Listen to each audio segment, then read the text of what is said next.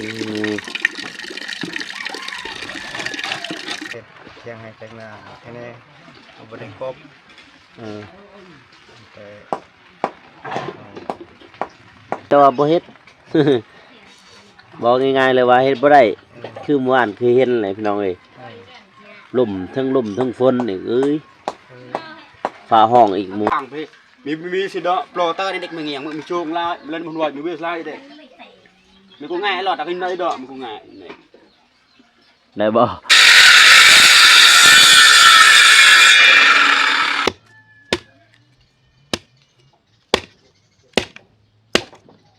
เข้าดอก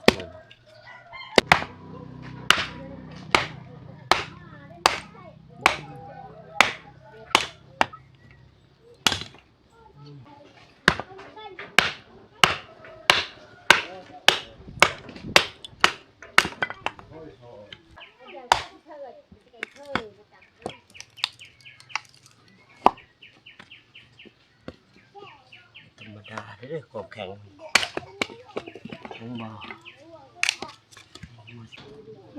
แข็งได้เอ๊ะตีลงไปดีแล้ว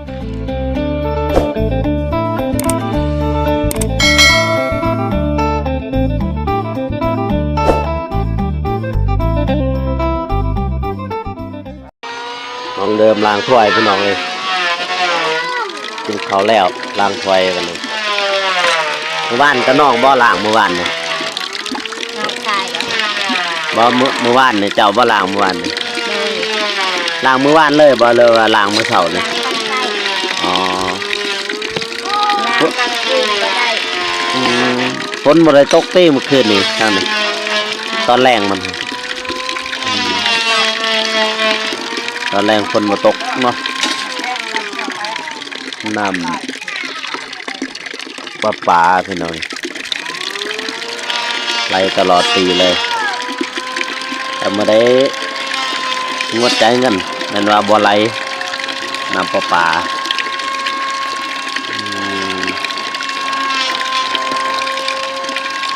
สันไหลบ่เตียงบ่ซื้อให้แล้วบ่เอานุ่งนาเตาเตี้ยง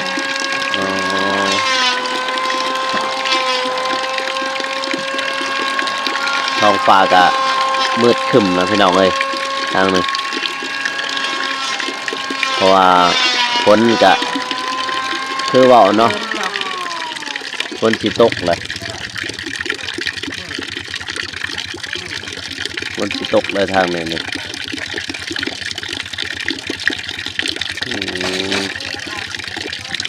แต่ว่าทีมงานเฮาแยกย้ายไปเนาะพี่น้องเจ้าไปบ้านออกสมิงเมืองละมามเบากูยังอยู่นี่ช่วยสร้างเลยกันน้อยหนึ่งคนบ้านนี้แห้งคักแล้วบ้านนี้ล่างเจ้าชาคนมาคนน่ะคนโอ้ยมืดครึ้มระเบิงนะ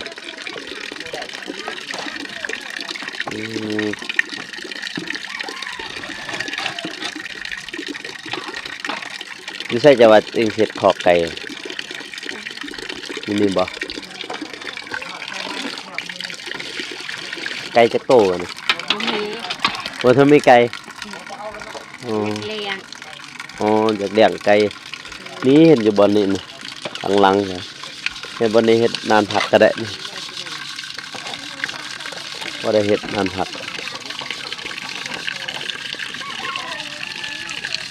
คนลังมาเลยเด้อพี่น้องปูล่ะมืดคึ้มระเบิดครับ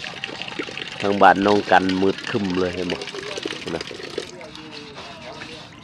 โม่กินจังสันเลยบ่กินน้ำกินจังสันเลย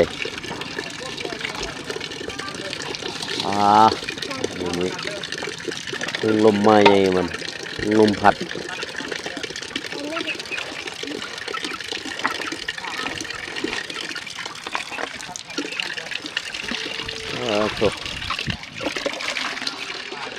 กุศาสมาแล้วบ้าน มันมาอีกแล้วบัดนี้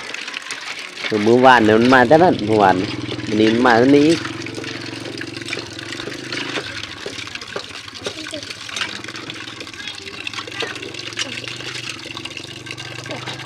อืมที่เขาแล้วก็ล่างเอาไว้พี่น้องเอ้ย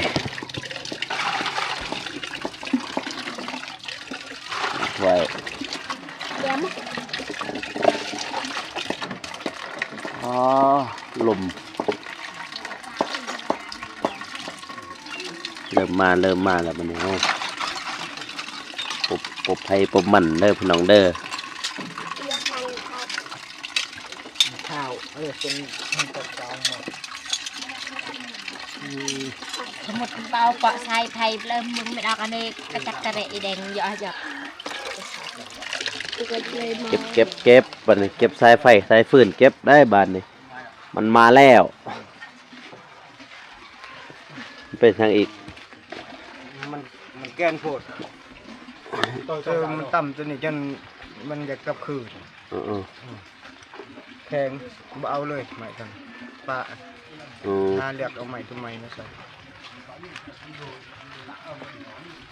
มันแข็งโผดเนาะ แพงอันนี้เฮ็ดเชียงให้แต่งหน้าแค่นี้เอาบ่ได้ครบ เออ แต่ คนก็มาคันนี้มีพอบัตรอยู่มีพอบัตรมีแต่ ตั้งห่อนซื่อๆแล้วมันตกมาก โอ้ยฝนตกนี่เฮ็ดบ่ได้มีแต่ว่าบ่เฮ็ด บอกง่ายๆเลยว่าเฮ็ดบ่ได้คือเมื่อวานคือเห็นแหละพี่น้องเอ้ยลมทั้งฝนอีกเอ้ยฟ้าห้องอีกเมื่อวานนี่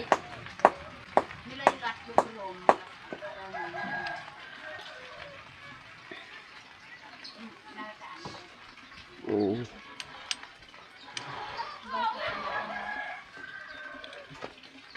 กบใหม่อันนี้อีก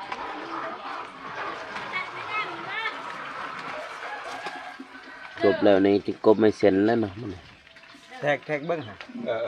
แทกให้มันได้6เม็ดแล้วก็ตัดออกนี่เอาไปให้เป็นพวกนี้ตาย โอ้6 เม็ดบ่ เจ็ด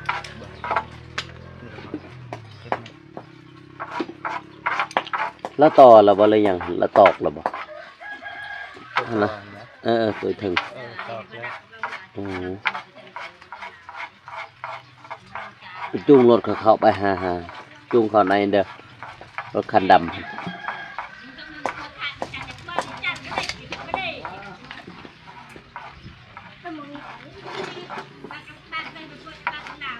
บิดลูกมาสาก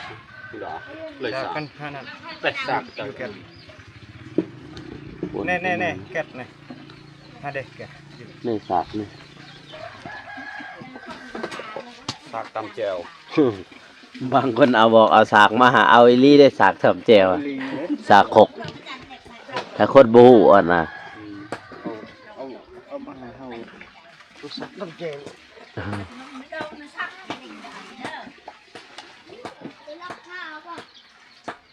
เขาล็อกคอติจะเขาล็อกบ่ ก็ได้นะสีไปใส่ไปอยู่ข้างล่างวะอันน้อยอ่ะบ้านลิงก็ข้ามมันตะปังไปมีสิเด้อโปรเตอร์ในเด็กมึงเงี้ยมึงมีช่วงล่าเล่นมันวอยมีเวสล่าเด็กมันกูง่ายหลอดตะกินได้เด้อมันกูง่ายเนี่ย ได้บ่เจ็บดิพอนั่งพอเจ็บนี่เจ็บเข่า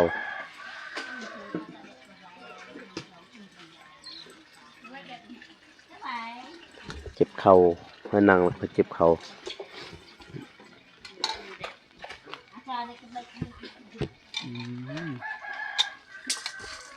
กูไปชอบน้ำหูเนี่ยเหมือนนอนกับแต่เอ้า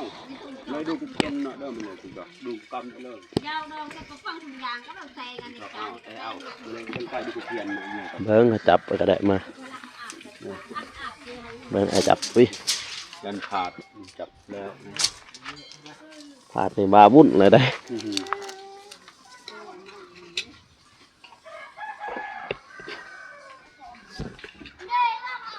6 เมตร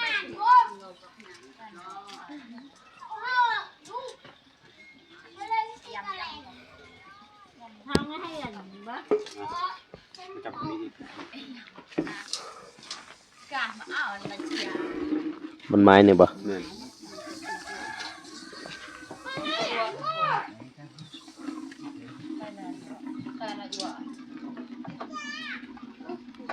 เทแล้วก็ตัด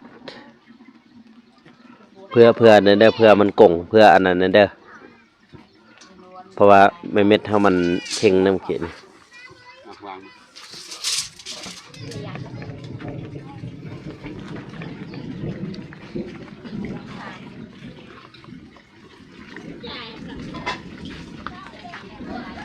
เฝ้ามาเด้ออย่าเฝ้ามา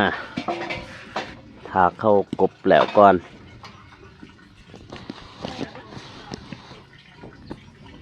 กบแล้วจังมา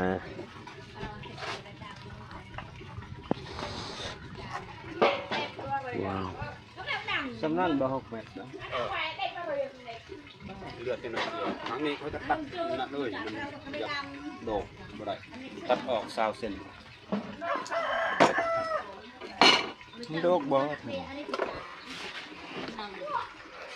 โดกกันนาทีนั่นแหละ โดกเลย เลือตัดทิ้งก็ แต่ ได้ นี่มันชื่อได้เหมือนกันเลย ไม่มันเลือนาทีตัดอยู่นะตัดหมด2 ส่วนแล้วเนาะ ใส่อยู่พุ่น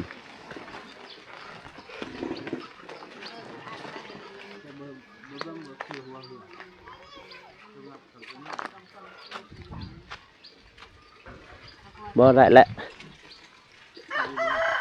ได้บ่แล้วเฮาตอกเฮาเน้นเข้ามันก็ซื่ออยู่ เน้นเข้าคือเห็นอันนี้มันกงอยู่แต่ว่าวันยามเฮาตอกเข้าแหละตอกเบิ่งได้เบิ่งหนึงแล้วก็บีบมันเข้า ยังเบย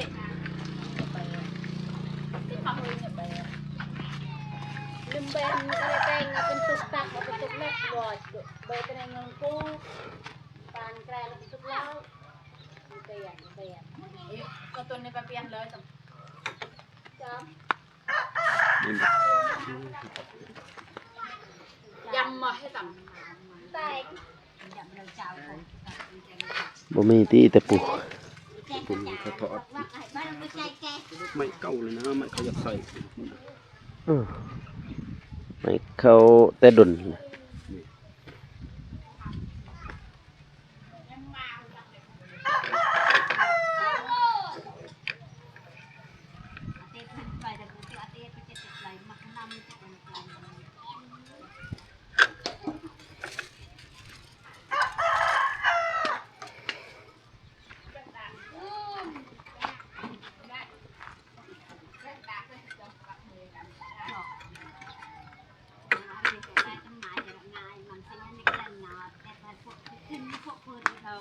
ละหันเมื่อกี้นี่เอาตัวบิดละหันเจ็บแปด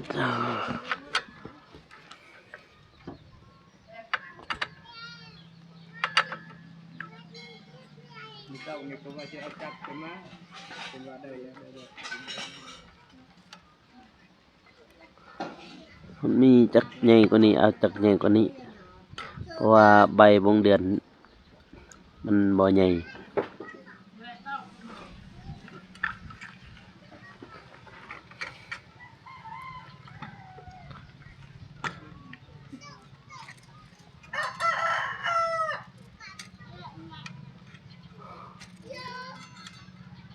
เอาใบลงก็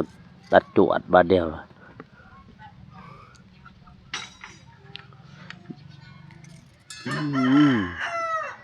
ฝนกะ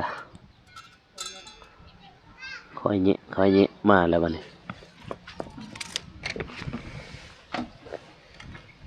โอ้ยทั้งลมทั้งฝนแล้วบัดนี้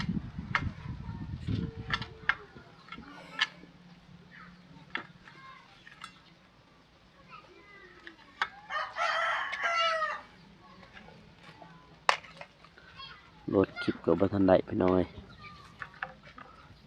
สายอยู่ แล้วก็ได้2%นี่เหลือแค่นั่น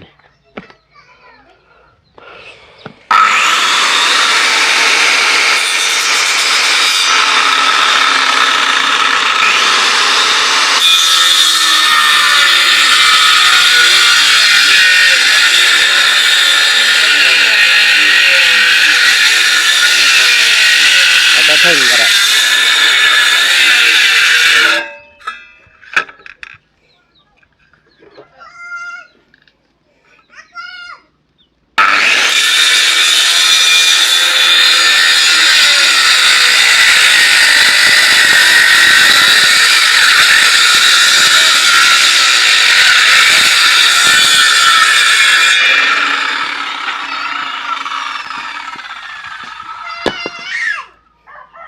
กินว่าถึกตะปู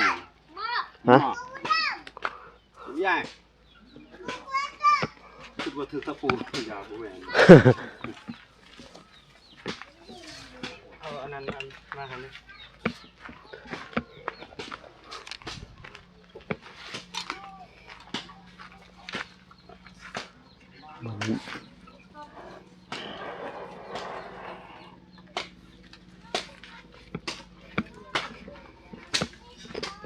เห็นหูนี่บ่อึบปาอึบอึบ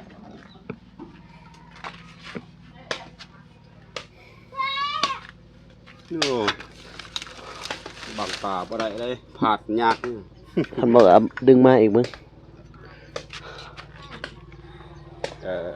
เทียบไป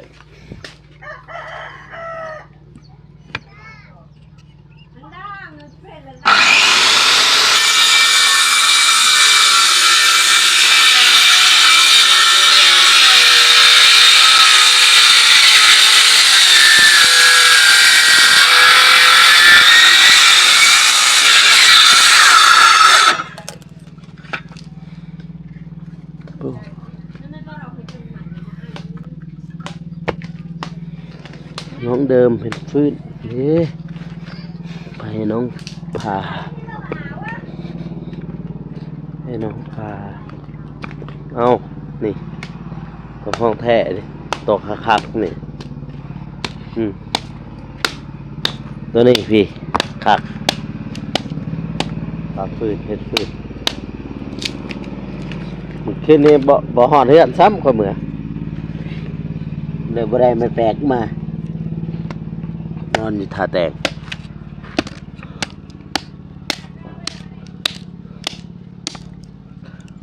วันนี้เอาผ่าตอนเบิ่งเขาจะเอาผ่าตอนนั้นผ่าตอนนั้นดีกว่า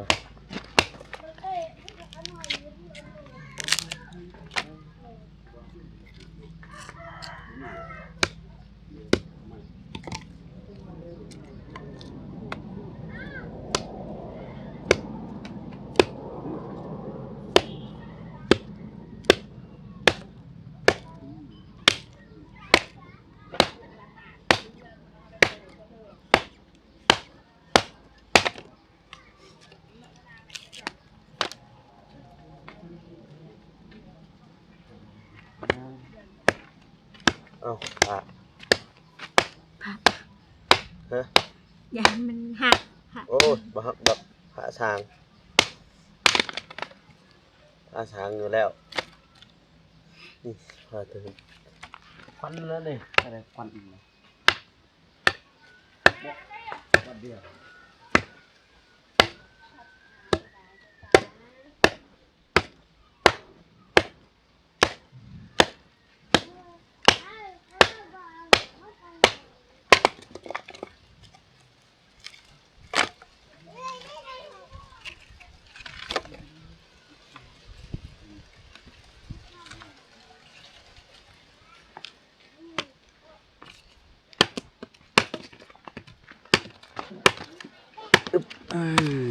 มาเบิ่งน้องซันน้องเดิมว่าฟื้นมันเอาไว้นึ่งข้าว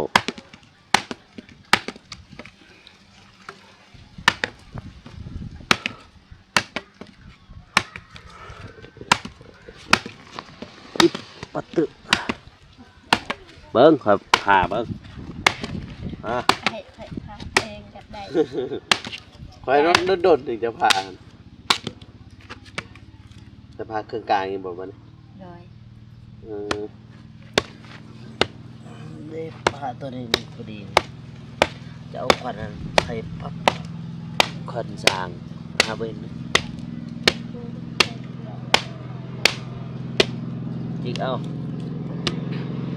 บอกไว้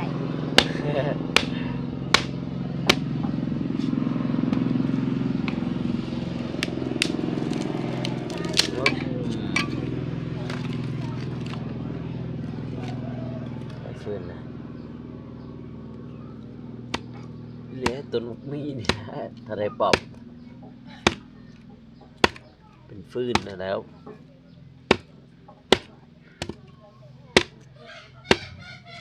พอดีเลยจะทาเพื่อนแล้วเนี่ยโอ้ยไปหาฟืนแถวนอกมันเงินสกองล่างคือเขาน้ำฝนก็สบาย อยู่บ้านหายากเพิ่นแต่ไปหาอยู่บ้านเขามีรถ อืม แถวบ้านบ่มี นั่นน่ะแถวนี้แปลนหมดเลยดิกูมาใหญ่กับบ่มีแถวนี้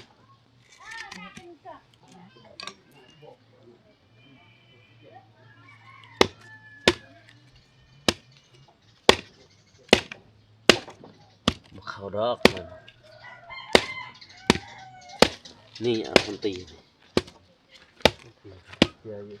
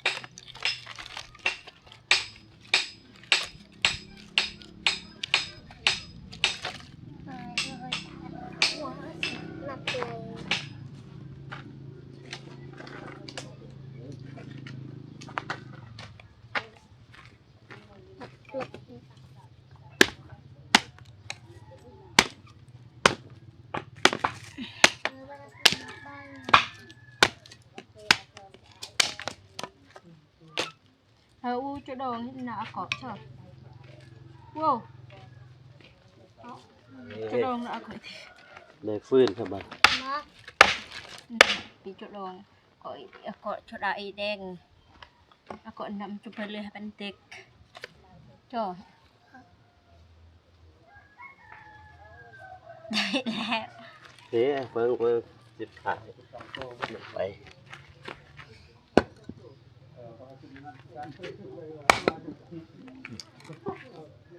ออกบัตรอันนี้จางไฟนะลูกขนาดจะได้ไหมเนี่ย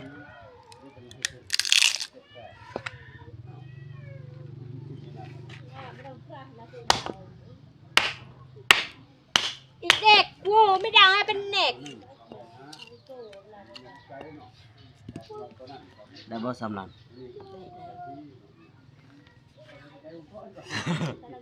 แต่มาถือลงเปาะก็เสียถือหินมาได้ช้างมา ยาละพอสำนันใส่ได้ ได้บ่ ได้ได้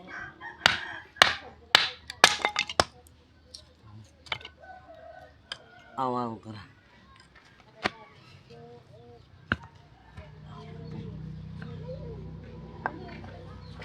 ค่อยๆเด้อ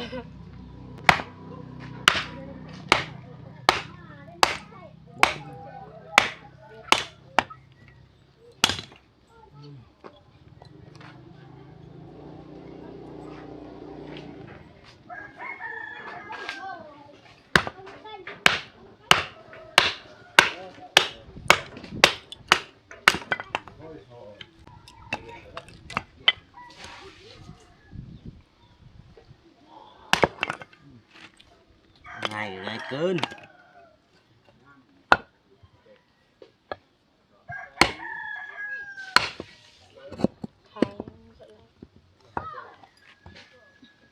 โอ้แข็งเด้อเด้อบักต้นกะเพราเป็ดแข็งแท้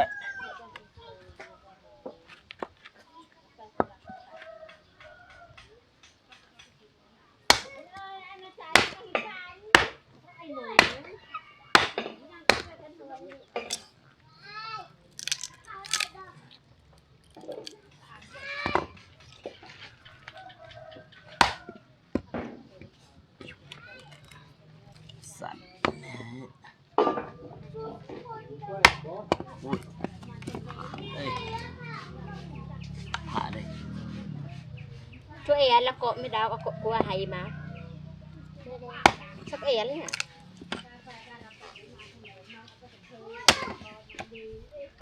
ผ่าอีก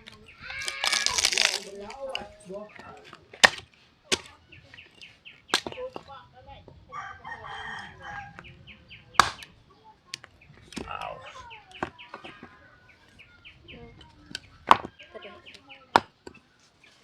ปะ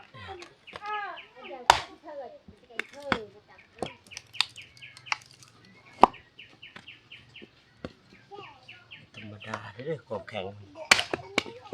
ของบ่บ่เจ้า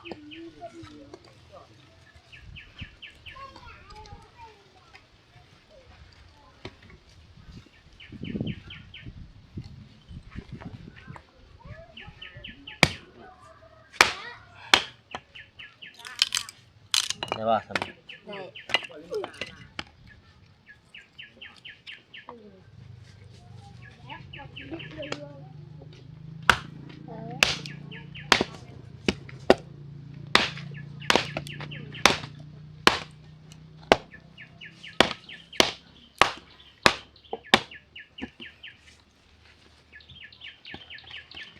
เราดำพูดเลย มา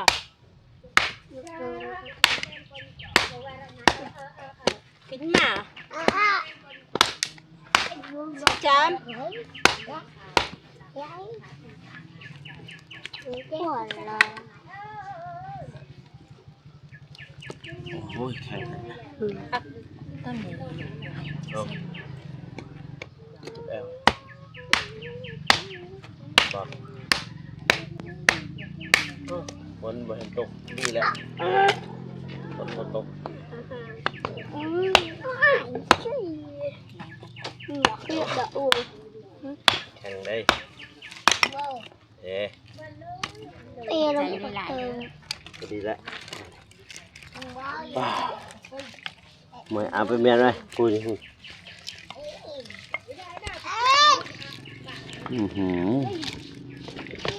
ได้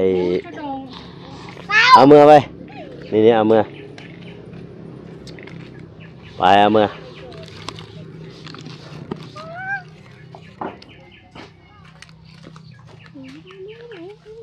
นี่เอามือไป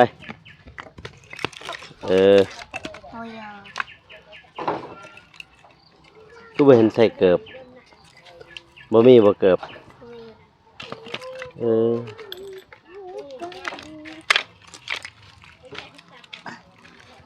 เอาผ้าเมื่อเลยเอาผ้าเมื่อ อะไรอ่ะ โอ้ตัวเอ้ย เมื่อยพี่น้องเมื่อย ก็เสด็จเดี๋ยว อืมมาทางนี้กบบัดนี่ได้แล้วบ่ โอ้ฉันประกวดเบิ่งตะปูของยายครับ มีบ่ มีนะ โยก ดอกหนึ่ง ถอนแล้วอ่ะ พอแล้ว บ่กวดเบิ่งตะปู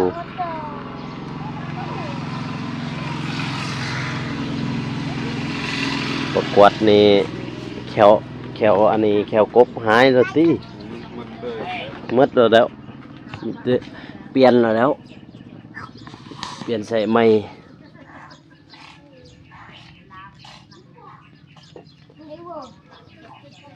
แค่นี้ฝนบ่ตกเลยนี่ นักบ่าวคุยอัด โอ้ยคอยเอ้ย คำว่าแต่นี่ที่จะกบหันแต่นี่ก่อนบัดแล้วจึงมันดึงมันทั้งนั้น ดึงมาทางนี้วะ เออ ดึงก็ได้ดึงเลยบอมขึ้นคอยแล้วก็ได้ มันบ่เสมอติหาสิกบ ดึงอีกดึงเข้าไปไอ้ยอม จับเอาวันนี้